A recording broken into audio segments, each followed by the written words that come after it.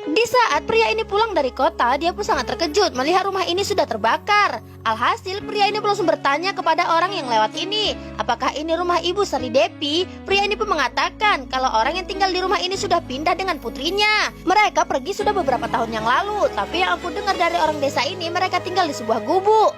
Pria ini mendengar kedua adik dan ibunya tinggal di sebuah gubuk, dia pun langsung terdiam, guys. Cepat-cepat pria ini pun langsung mencari mereka berdua. Di saat pria ini terus berjalan menelusuri desa ini, dia pun langsung terhentikan melihat seorang ibu yang telah memasak di depan gubuknya. Setelah pria ini melihat wanita ini, dia pun baru sadar kalau itu adalah ibunya. Dia pun melihat kalau adik perempuannya sudah dewasa, guys.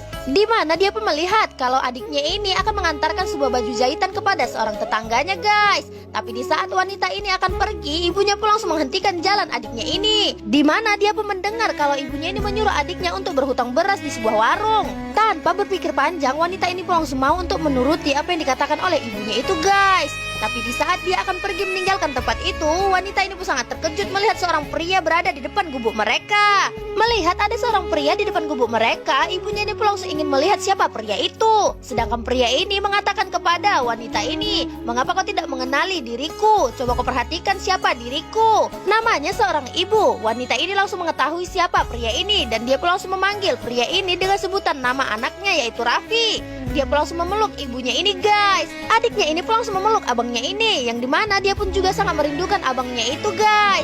Mereka bertiga pun saling berpelukan. Pria ini pun sangat sedih, dimana di saat dia meninggalkan mereka berdua, adik dan ibunya ini telah tinggal di sebuah gubuk, guys. Dia pun langsung mengatakan kepada mereka berdua kalau dirinya akan memperbaiki sebuah kesalahan yang telah dia perbuat karena telah meninggalkan mereka berdua. Pria ini pun meminta ibunya untuk menjelaskan kepadanya bagaimana bisa mereka bisa keluar dari rumah itu, guys. Ibunya ini pun langsung menghayal, di mana dia pun langsung mengingat masa lalu mereka di saat mereka diusir dari tempat itu. Berawal dari ayahnya telah melihat kepala desa ini telah membunuh seseorang. Dia pun mengatakan kalau dia akan memberitahu sifat buruk dari kepala desa ini, guys. Dan di saat dia akan memberitahu semua orang, ayahnya ini pun kebingungan mengapa semua orang telah melihatnya.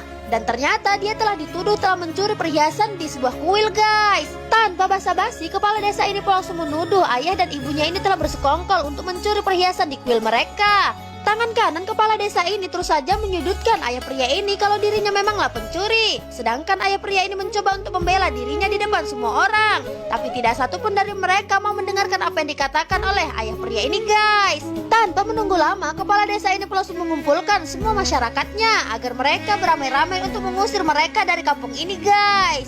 Istrinya ini pun sangat sedih melihat suaminya dipermalukan di depan semua orang. Sehingga suaminya ini pun langsung menangis dan dia pun langsung meninggalkan tempat ini, guys. Setelah sampai di rumah, istrinya pun sangat terkejut melihat suaminya ternyata sudah bunuh diri. Dia pun langsung menangis dan tidak menyangka kalau suaminya ini telah meninggalkan mereka. Walaupun suaminya sudah tiada, tidak satu pun dari masyarakat itu mau membantunya. Sehingga dirinya dan anaknya sajalah yang telah memakamkan suaminya itu, guys. Anak ini tiba-tiba melihat sebuah kampak tertancap di kayu ini, guys.